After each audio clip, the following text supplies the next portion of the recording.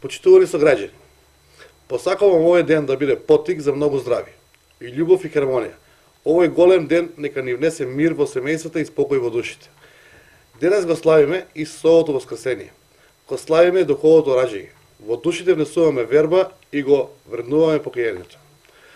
За христијаните ова е празник на љубов и мирот. Го славиме триумфот на животот на смртта. Духовните вредности се вредности кои треба да ги почитуваме. Вербата во Исус не учи на човеколюбие. Ова е празник кога се сплотуваме во едно. Семејствата, вредностите и човековата добрина. Сегаш ќе бидат на прво место. Христос воскресе, навистина воскресе.